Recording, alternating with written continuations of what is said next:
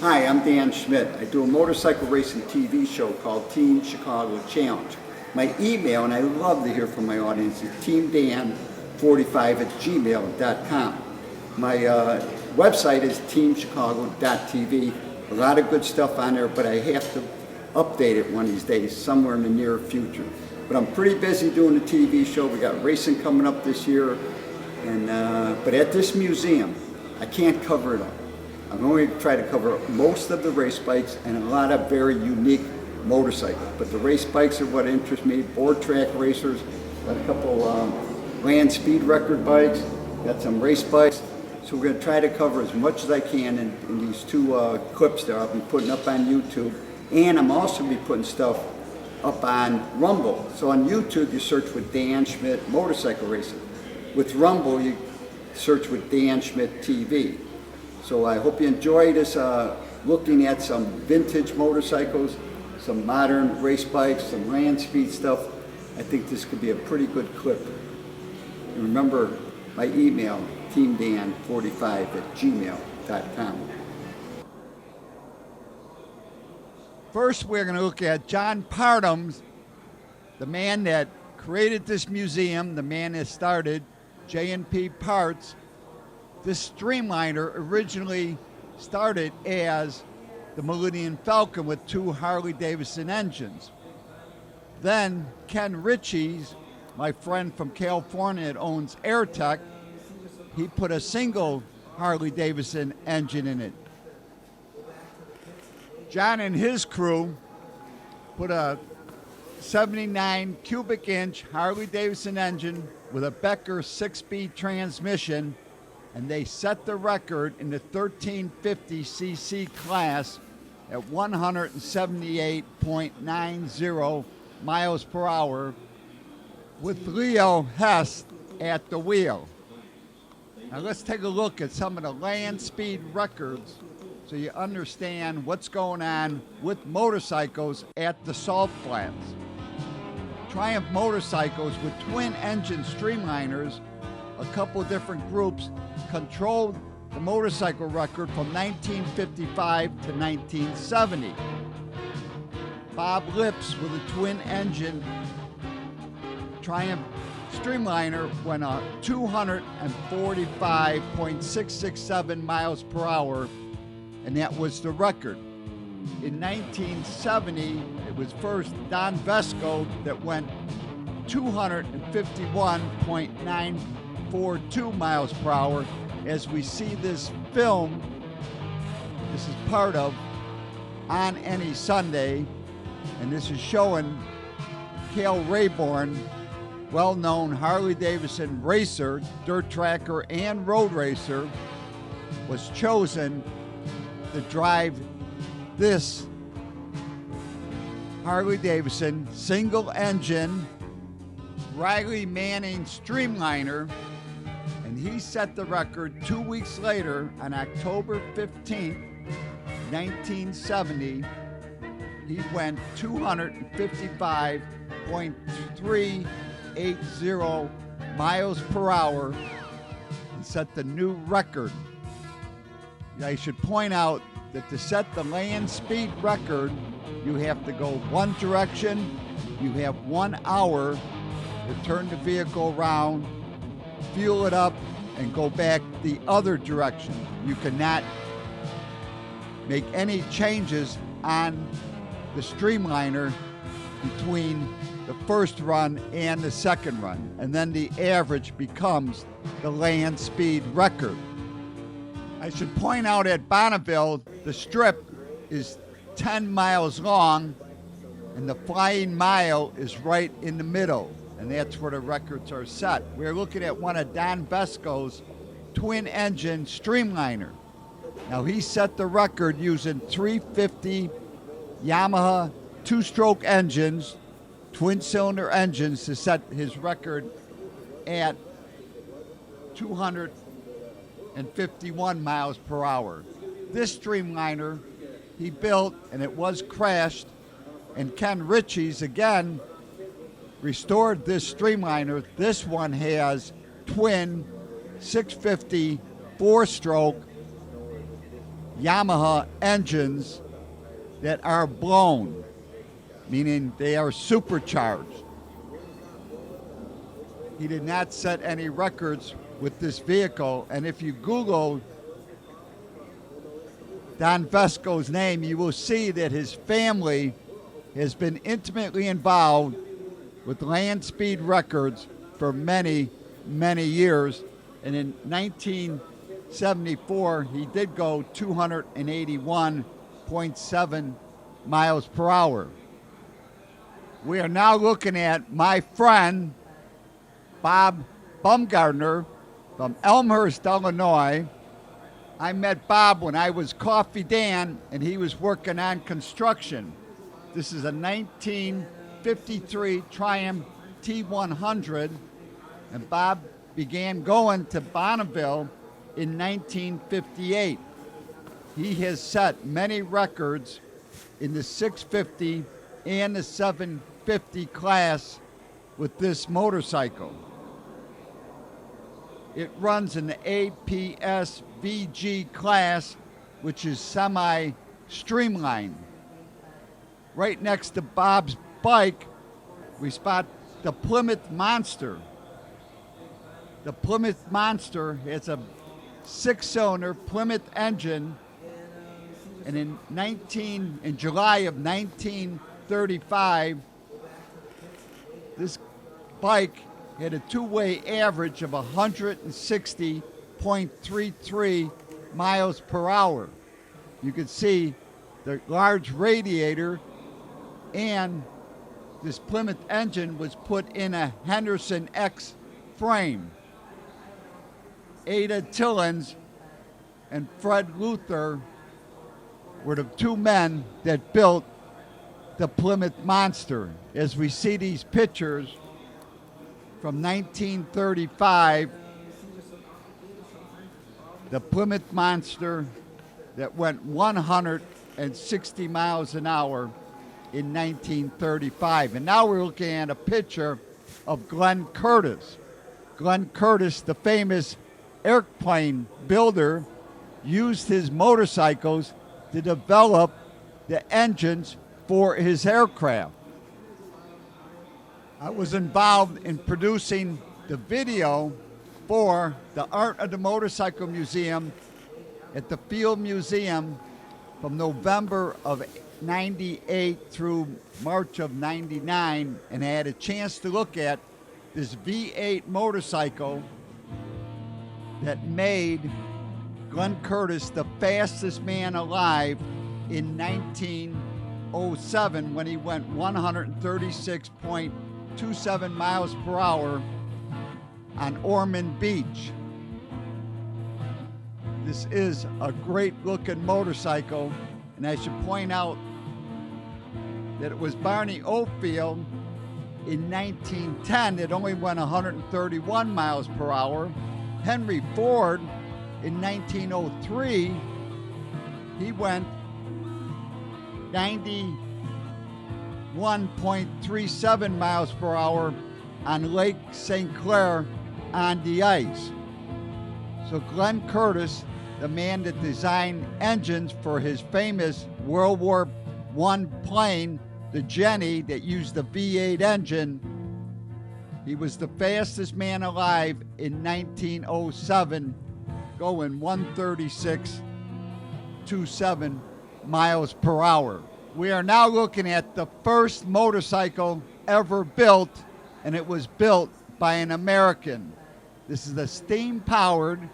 As we look at the front brake, the throttle puts on the brake on the left hand, and it also opens the valve that allows steam to go to the cylinder.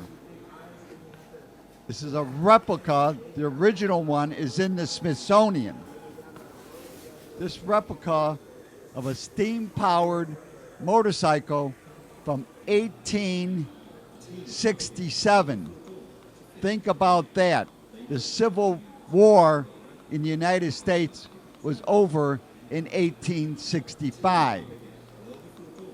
This vehicle has a wooden frame, and it has wooden wheels with iron tires. That's right. The iron tire on the wooden wheel, and that's where the word tire comes from, even though now they're made out of rubber. Sylvester Roper was a machinist and an inventor.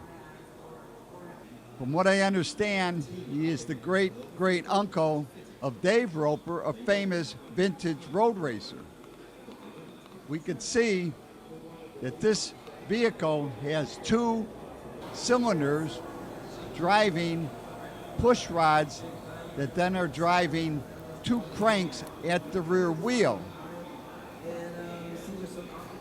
This coal-fired boiler had the coal in the bottom and the water on top, and then the mechanism on the throttle hand on the left is what opened up the valve that would allow steam into the cylinders. That would drive the push rods, and that drove the cranks that are on the wheel. Water was held in the seat. A Scotsman, James Watts, invented the steam engine in 1786 when he came up with the separate condensers. 1788, he created the flywheel and the crankshaft. On this motorcycle, the flywheel is the rear wheel, and the crankshafts are what are connected to the connecting rod. First example of a steamboat was Robert Fulton in 1807 with the Claremont that had public service. And now at the Field Museum, we are looking at another steam-powered bicycle from France. This is the Michoa Perot, and it is a steam-powered bicycle. You can see the pedals in the front, and it looks like the wheels came from a carriage. It does have iron tire on the wooden rim, but the spokes look like they may be made out of steel. I didn't get a chance to get behind this motorcycle in the exhibit, so I couldn't see the exact drive, but it looks like it has a belt drive to the rear wheel. That's about all the information I have on this, except they did say it did go 19 miles per hour. Again, this is right after the Civil War. Motorcycles with steam engines, quite a find. And now we're going to head to the Hard Tongue auction in Glenview, Illinois, 2011, where I spot the second steam-powered bicycle built by Sylvester Roper. This steam-powered motorcycle, from what I understand, now it does have rubber tires. He was on a board track, Sylvester Roper, and was testing and was up to nearly 40 miles per hour. But now I'm going to let the late, great Dale Waxler from the Wheels Through Time Museum continue the story about this steam motorcycle. Hi, Dale Waxler from the Wheels Through Time Museum. We're here at the RM auction in Glenview, Illinois, the collection of Lee Hartung. And on preview at this auction is yet another motorcycle of extremely rare provenance, maybe one of the rarest bikes in the world, and that's the machine of Sylvester Roper. And of course, Sylvester Roper is claimed to be the inventor of the motorcycle, and truly that would be the case. This particular machine is Sylvester Roper's second and last motorcycle. It is steam-powered, coal-fired, and you'll notice how an antiquity this motorcycle actually is.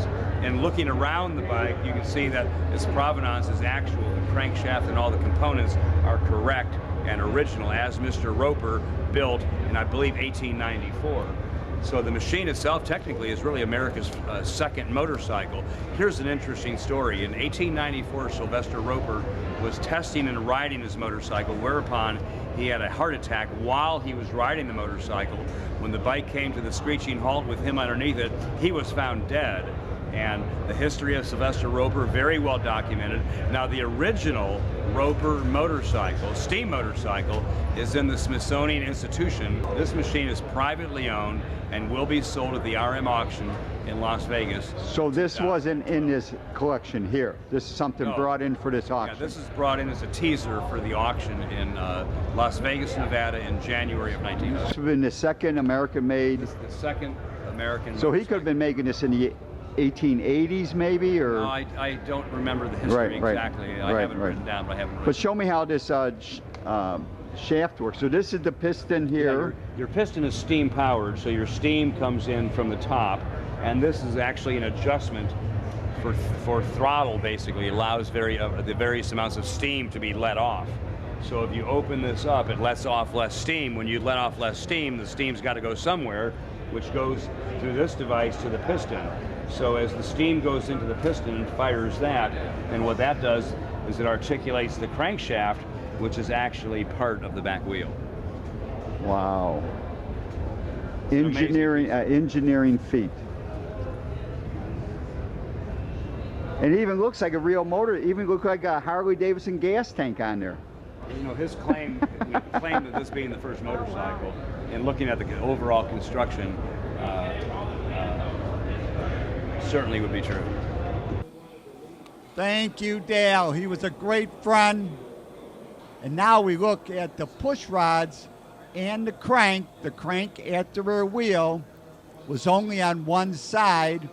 The rear wheel is what works as the flywheel.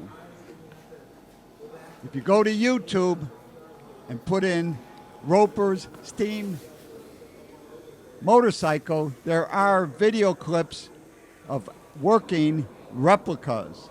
And now we're looking at a very fast motorcycle. This is Elmer Trent's top fuel drag bike. On the quarter mile, he turned a 6.06 at 235.10 mile per hour. The engine is his engine that he built. It is a 4-cylinder displacing 1,325 cc's. It is blown, meaning it is supercharged, and it produces 1,100 horsepower. Elmer built the chrome moly frame. It's running a 14-inch rear Goodyear slick, and it weighs over 1,000 pounds. 6.06, a great record of a great racer. As I stated in the opening of this show, there are over 475 motorcycles in this museum. I'm looking at some of the great race bikes and some very special, unique bikes, like this one right here, a 1954 Honda Dream 4E. I never even thought about Honda building motorcycles in the 50s, but if you look at the gas tank, with the chrome on the gas tank, it almost looks like a 1950s Triumph motorcycle. This motorcycle is a 220cc single-cylinder air-cooled motorcycle, but it runs 2 pipes, so it sort of looks like a twin. After World War II, the Japanese were prevented from getting into heavy industry. But just like they allowed the Italians to build motor scooters like the Vespa, Honda motorcycles were allowed to be built in Japan. BMW motorcycles were allowed to be built in Germany. And if I'm not mistaken, Yamaha was building pianos right after World War II. Next up is the Norton Minx 1949 500cc beach racer. This bike is similar to the beach racer that Dick Clanford used to win the Daytona 200-mile race in 1949, 1951, and 1952. In the rear, you can see the plunger dampener, and in the front, they are running a brake. The Norton Minx uses an overhead cam with a beveled drive to the cam. The springs are exposed, but this was maybe the fastest 500cc motorcycle at that time. In 1953, this motorcycle was banned because of the overhead cam system. Now we're seeing the beginning of one of the 200-mile races at Daytona Beach on the beach. They started 15 bikes in a row with a 6-second time between them. They ran 2 miles north on the beach, and when they reached the north turn, they turned over and came south on Highway A1A. Both the north turn and the south turn were built by building a berm through the dunes. This is the same racetrack that was raced with the cars during that same era. As you can see, they started over 80 bikes in the race. Some bikes did not last and had to pull out. In 1959, Bill France built the International Speedway in Daytona Beach.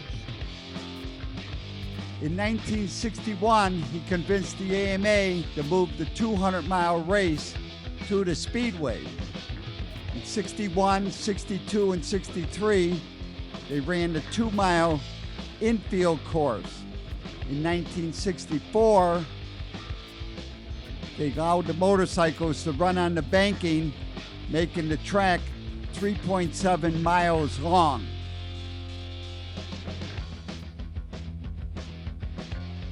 Prior to 1969, motorcycles with overhead valves were limited to 500 cc's. Motorcycles with side valves or flathead engines could run 750 cc's. Starting in 1969, all racing motorcycles with the AMA would be limited to 750 cc's. This meant that all British twins could now be 750s. We are looking at George Roeder's XRTT Road Racer. And I did not look close enough to see if this was the XR750 with the iron heads or the XR750 with the aluminum heads. As we spot George Roeder's leathers that were built by D's Leathers, my good friend D. Johnson, I should point out that the XR750 aluminum engine came out in 1972. Now this bike could have that engine because you could easily switch from the iron head engine to the aluminum head engine using the same frame. George Roeder was a good road racer, and he almost was number 1 twice. Dick Mann beat him once for the number 1 plate by 1 point, and Gary Nixon beat him in 1967 by a few points also. George Roeder was a great motorcycle racer, and they have a great shop in Ohio called Roeder Racing. Next, we're going to look at a Bsa Gold Star. This motorcycle here is set up for road racing. There has always been a debate on which was the best British single. Was it the Bsa Gold Star or was it the Norton Minx? Both bikes won many races, as we see a dirt track Gold Star. So when the rules were 500cc overhead valve against the 750 side valves, the Bsa Gold Stars were well known to give the Harley Davidson and the Indian teams a big headache. We are now looking at an Indian Warrior. This is when the Indian company started buying twin-cylinder British motors and putting them in their frames. This bike here was configured to race TT races. And now we're looking at an Indian Scout. This is a 750 twin flathead engine. And the Indian Scout was still competitive into the 1960s. And now we're looking at an XR 750 Harley. This one here belongs to Mark Madursky, the Special Projects Director at the museum, and it may be one of the winningest motorcycles ever.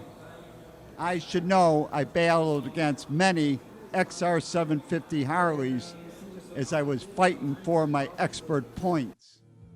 I had a great time at this museum. For more information, go to nationalmcmuseum.org. Facebook, it's National MC Museum. They are on Iowa 64 at US 151, Anamosa, Iowa. Give them a call first at 319-462-3925. And to contact me, it's teamdan45@gmail.com. I love to hear from my audience. Remember, you can always search on YouTube with Dan Schmitt Motorcycle Racing for great motorcycle racing action. On Rumble, you can search with Dan Schmitt TV. And I also encourage you to visit the World of Motorcycle Museum, Winamac, Indiana, just off Indiana 39, 4 miles south of North Judson. Give them a call first at 574-896-3172. It's a great trip and a great collection of motorcycles.